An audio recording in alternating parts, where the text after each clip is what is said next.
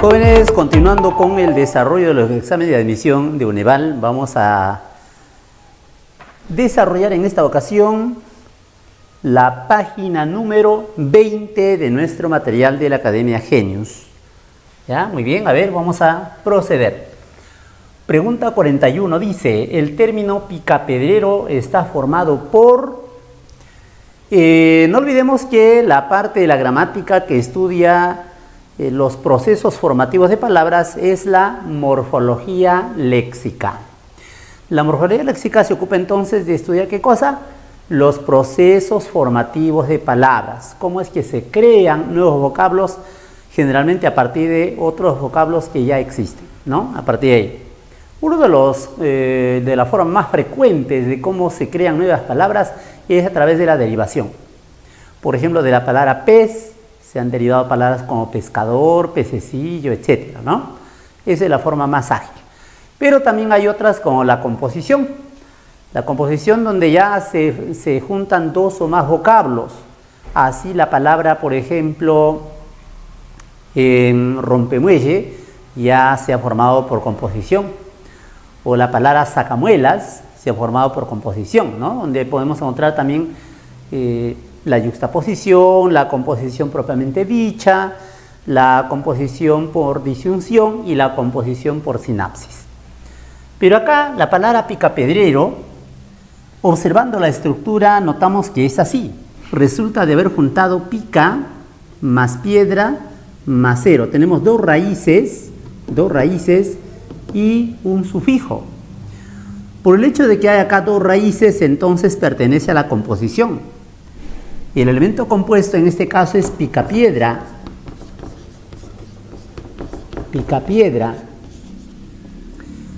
¿no? Y el elemento derivado viene a ser macero, o sea, así, pedrero, digamos, ¿no? Así. Elemento derivado. Resulta que no es que primero se haya formado la palabra picapiedra y luego la palabra pedrero, sino que esto se ha dado de manera simultánea. Cuando hay composición y derivación simultáneamente, ese procedimiento se conoce con el nombre de parasíntesis. Y entonces la palabra picapedrero se ha formado por el proceso de parasíntesis. Listo, entonces la clave era la B. En la pregunta 42 nos dice, ¿cuál de los siguientes no es un sustantivo colectivo? ¿Y qué es sustantivo colectivo? Es aquel que, estando en singular, da la idea de conjunto, ¿no? Por ejemplo, para el caso de alumno, si tenemos varios, podemos decir alumnos, su plural. Sin embargo, existe otro vocablo que también significa conjunto, alumnado. Alumnado está en singular, pero nos da la idea de un conjunto de alumnos. Eso se llama sustantivo colectivo. Entonces acá, por ejemplo, bandada, que es conjunto de aves que vuelan, ¿no? Eso generalmente se aplica para las palomas. Aborigen no tiene nada que ver. Aborigen es nativo, vernáculo, oriundo. Eso es aborigen, no tiene nada que ver con el sustantivo colectivo. Constelación, conjunto de estrellas. Cardumen, ¿qué es? Conjunto de peces. Y arboleda, conjunto de árboles, sinónimo de bosque. Por lo tanto, la respuesta acá solamente es la B. Los demás sí son sustantivos colectivos. 43. El adjetivo nigérrimo está en grado. Los adjetivos graduables, no todos, los adjetivos graduables tienen 3 grados: positivo, comparativo y superlativo. ¿Cuándo decimos que el adjetivo está en grado positivo? Cuando se menciona la característica de la cualidad tal como es y el hablante no tiene la intención de aumentar ni de disminuir la significación. Por ejemplo, ciudad tranquila. Tranquila, no estoy intensificando ni atenuando, con naturalidad, tal como es. Ese es grado positivo. Comparativo, claro, su nombre está indicando, resulta de establecer una comparación entre dos personas, dos animales, dos cosas que comparten una misma cualidad. Por ejemplo, Huánuco es más tranquilo que Lima. Entonces es un comparativo de superioridad, ¿no? Hay comparativo de igualdad, comparativo de superioridad, comparativo de inferioridad. Pero nigérrimo, nos damos cuenta por la terminación érrimo, érrima, pertenece al superlativo. El superlativo absoluto se divide en dos: superlativo absoluto sintético y superlativo absoluto perifrástico. El superlativo absoluto sintético es precisamente el que termina en ísimo, ísima, érrimo, érrima. Ísimo, ísima, érrimo, érrima. Por ejemplo, de frío, frigidísimo. De antiguo, antiquísimo. Antiguísimo no es, antiquísimo. De libre, libérrimo. De negro, nigérrimo. Para que tenga esta terminación érrimo, érrima, es necesario que el grado positivo, en este caso negro, debe terminar en ra, re, ro. Si no tiene esa terminación ra, re, ro, es imposible que el superlativo tenga la terminación érrimo, érrima. Y entonces es superlativo sintético. En cambio, el perifrástico se forma a partir de un adjetivo en grado positivo. Tú tienes un adjetivo en grado positivo, supongamos el adjetivo negro. Para intensificar su significación, yo puedo decir demasiado negro, sumamente negro, extremadamente negro. O sea que usamos un adverbio que intensifica la idea del adjetivo y así obtenemos el superlativo perifrástico. Repito entonces, el sintético se forma usando los sufijos ísimo, ísima, érrimo, érrima. Y el perifrástico, cualquier adjetivo en grado positivo, se convierte en superlativo de este tipo anteponiendo un adverbio que intensifique su significación. Muy, sumamente, demasiado, etc. Por lo tanto, acá la respuesta era superlativo absoluto. Superlativo absoluto. Clave la C. Pregunta 44. Pregunta 44. A ver, ¿cuántos determinantes hay en la siguiente oración? Vamos a ver acá la oración. No olvides que los determinantes son palabras átonas que se unen a los sustantivos con la finalidad de disminuir su amplio significado, es decir, tiene un carácter restrictivo. Vamos a observar acá la oración que nos propone el examen. La tercera alumna se encuentra en aquella aula. Lo primero que vamos a hacer para identificar los determinantes es que reconocer a los sustantivos, a los nombres, porque todo determinante va a ir unido al sustantivo, concordando con él en género y en número. Entonces vamos a ver, por ejemplo acá tenemos los siguientes sustantivos.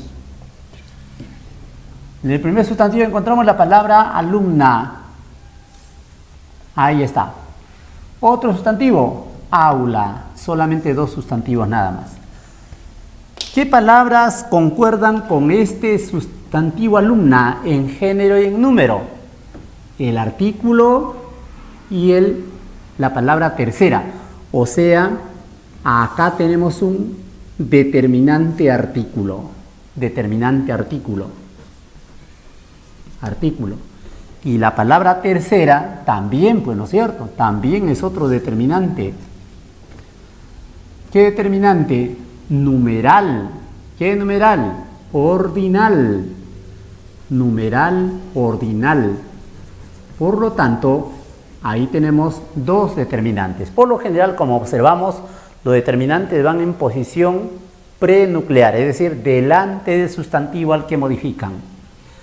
Aquella aula, aquella determinante demostrativo. Determinante demostrativo. Demostrativo. En consecuencia, ¿cuántos determinantes encontramos? Solamente encontramos 3. Nada más. ¿Ya? La 3. Vamos a ver las claves.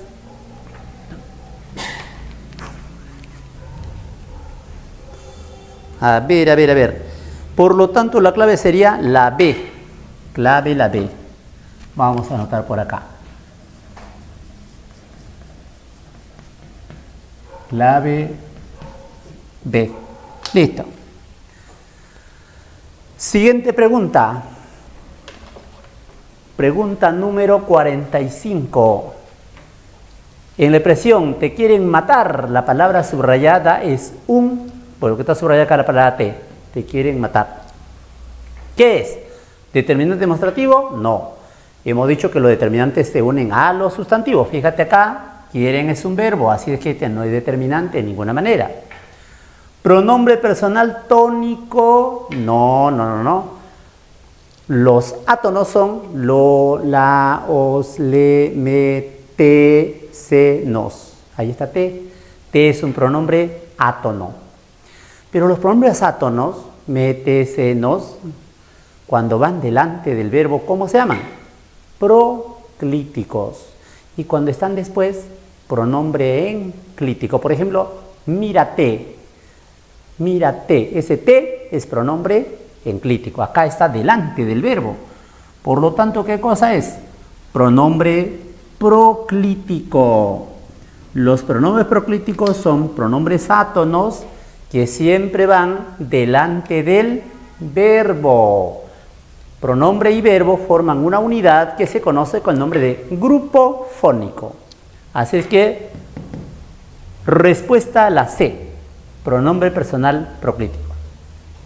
Una forma de reconocer también es por esta regla de oro. Toda categoría gramatical se reconoce reemplazando por otro de su misma clase. O sea, acá en vez de te, que significa a ti, puede ser también me quieren matar, la quieren matar, ¿no es cierto? Nos quieren matar, y nos damos cuenta que esta palabra te es un pronombre personal, átono. 46. Formas como comprando, rompiendo o trayendo son, bueno, comprando viene del verbo cuyo infinitivo es comprar. Los verboides en el español son 3, el infinitivo, el participio y el gerundio. El infinitivo es el nombre del verbo, es la entrada de los diccionarios y termina en ar, ir. Por ejemplo, sería comprar, romper, traer. Esos serían los infinitivos. Y los participios son aquellos verboides que, según el contexto, a veces puede ser adjetivo. ¿En qué terminan? Ado, ido. Normalmente, ¿no? Ado, ido. De comprar sería comprado. De romper sería rompido, no, roto, porque hay algunos que tienen la terminación irregular, to, cho, so. De morir, por ejemplo, no es morido, muerto, ¿cierto? Igual, entonces acá también de romper no es rompido, sino roto, participio.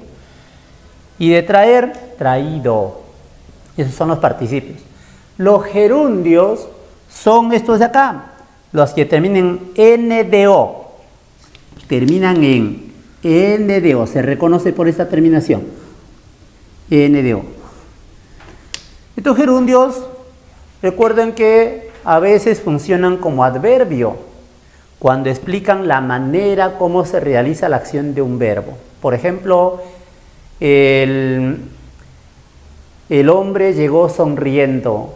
Sonriendo nos dice la manera como llegó, ahí funciona como un adverbio, ¿ya? Y también, claro, puede funcionar como verbo con ciertos auxiliares, como estar, andar, continuar, en fin. Por lo tanto, esto es un gerundio. Respuesta, la D. Gerundio. 47. Identifica la oración que no contiene verbo transitivo. ¿Qué es un verbo transitivo? Verbo transitivo es aquel que exige la presencia de un objeto directo. ¿Y qué es el objeto directo? El que recibe la acción del verbo.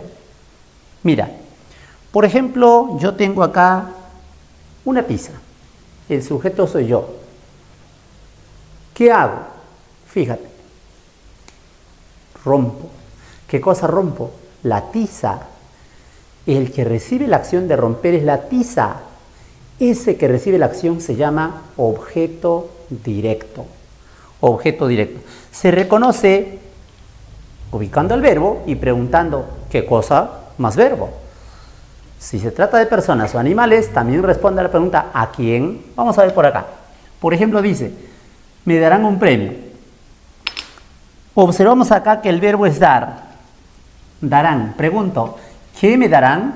Un premio. Un premio es el objeto directo. Por lo tanto, este verbo será transitivo porque tiene objeto directo. José regaló una pera a Juliana. José, quien realiza la acción de regalar, es sujeto. ¿Qué cosa regaló? Una pera. Una pera, objeto directo. Por lo tanto, también es transitivo. El 17 de julio de 1822, aquel héroe murió.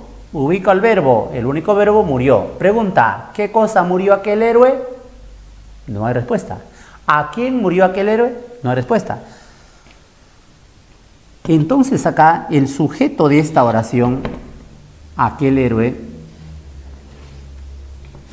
protagoniza la acción del verbo, realiza la acción del verbo, pero esa acción no recae sobre nadie, por lo tanto es un verbo intransitivo, un verbo intransitivo.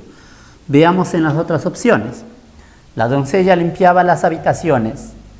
¿Qué cosa limpiaba la doncella? Las habitaciones. Esto es su objeto directo. Todos los sábados jugábamos tenis. ¿Qué cosa jugábamos? Tenis. Objeto directo. Además, no olvidemos que los objetos directos también se comprueban reemplazando por los pronombres lo, los, la, las. A ver acá. Me darán un premio, me lo darán. José regaló una pera a Juliana, José la regaló a Juliana. La doncella limpiaba las habitaciones, la doncella las limpiaba. Todos los sábados jugábamos tenis, todos los sábados lo jugamos. Entonces, la única oración donde se ha empleado un verbo intransitivo es la C. Clave la C. Siguiente pregunta, 48. Señala la oración que contiene verbo irregular. El verbo irregular. Bueno, acá vamos a reconocer los verbos. Los verbos son los siguientes.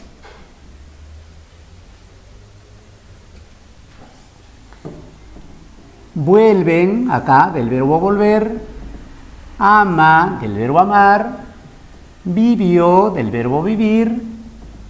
Comeré, del verbo comer. Y pintó, del verbo pintar. Esos son los verbos. Un verbo es irregular cuando al conjugarlo cambia la pronunciación de su raíz. Cambia la pronunciación de su raíz. ¿Ya? Cambia la pronunciación de su raíz.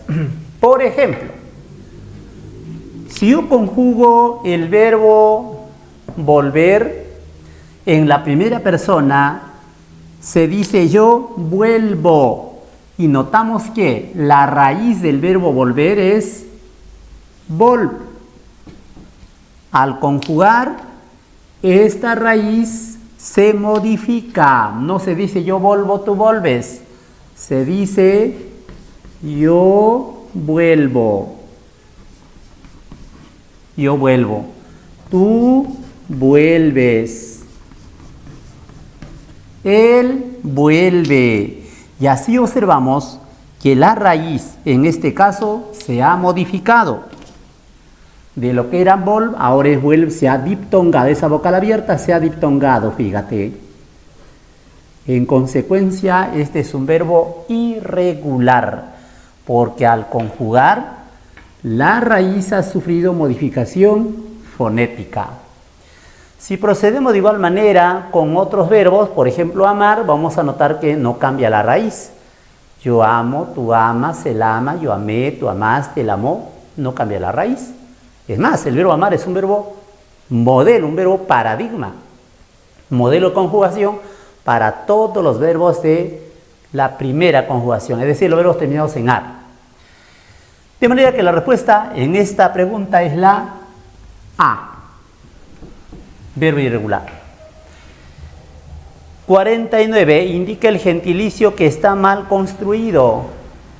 A, Dinamarca. Bueno, los que son de Dinamarca se llama danés, correcto, ¿no?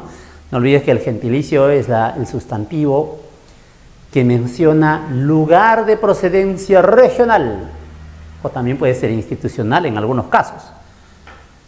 ¿Ya? Entonces, en este caso de Dinamarca, danés. De Chipre, chipriota. Y acá dice chiprano, entonces es incorrecto. Y sobre eso versa la pregunta. ¿Qué gentilicio está mal construido? La B. Clave la B. Bien, vamos a ver la última preguntita de esta sección, de este año, el examen de admisión. ¿Ya? Vamos a ver. Pregunta número 50.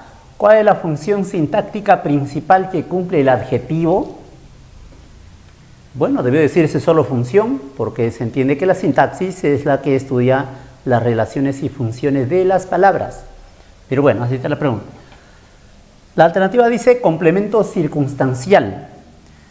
La función de complemento circunstancial corresponde propiamente a un adverbio. A un adverbio.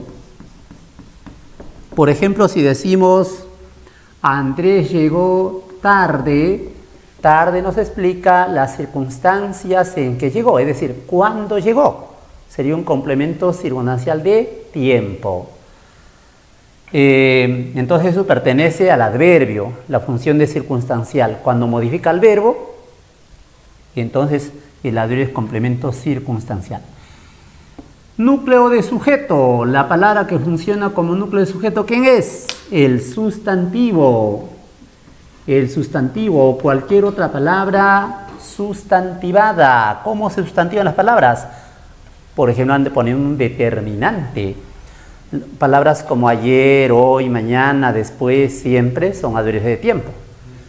Pero cuando Ricardo Palma decía el ayer fue historia, ayer deja de ser adverbio y se convierte en ¿qué? En sustantivo. El núcleo de sujeto es un sustantivo o palabra equivalente a él, el pronombre, una palabra sustantivada, un infinitivo. Núcleo de predicado. No, la función núcleo de predicado es propia de un verbo predicativo, de un verbo, así es que acá corresponde al verbo, no al adjetivo. No al adjetivo. Modificador directo del nombre. Una característica del adjetivo es precisamente unirse al sustantivo para indicar características o cualidades, cómo son las personas, cómo son los animales. Por ejemplo, regla liviana, recta, ¿no? Esos son adjetivos. Muchacho tranquilo, estudioso, responsable, esos son adjetivos. Y va unido al sustantivo por lo general. Por lo tanto, va a ir modificando directamente al sustantivo.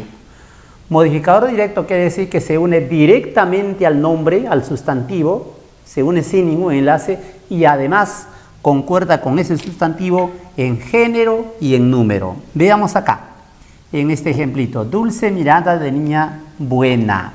No es una oración, solo es una frase, ¿de acuerdo?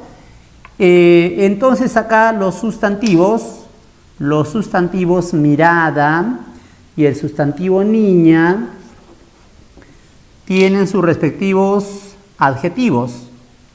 Dulce, que es el adjetivo, modifica directamente al sustantivo mirada, por lo tanto va a ser su modificador directo. Igual acá, niña buena. Buena, adjetivo de niña. Por lo tanto va a ser su modificador directo. ¿Ya ve? Ahí estamos comprobando cómo es que el adjetivo es modificador directo del nombre. Repito, sea modificador directo porque se une directamente al núcleo. Claro que si seguimos analizando esta frase, vamos a notar que esta es una frase nominal. Y el núcleo de toda la frase es el sustantivo mirada. Entonces es el núcleo. Esta otra frase preposicional, encabezada por la preposición de, ya viene a ser un modificador indirecto. ¿Cómo se llama toda la frase? Frase nominal. ¿Por qué? Porque el núcleo es un sustantivo. En resumen, el adjetivo es modificador directo en la frase nominal. Tiene otras funciones también, claro, a veces puede ser atributo cuando complete el sentido de un verbo copulativo. Por ejemplo, Andrés está molesto. Molesto es un atributo. Puede ser también predicativo. Cuando decimos, por ejemplo, Janina llegó contenta. Contenta es un predicativo. O sea, también tiene otras funciones. Modificador directo, atributo, predicativo. Pero su función principal es esta, modificador directo. Clave la D.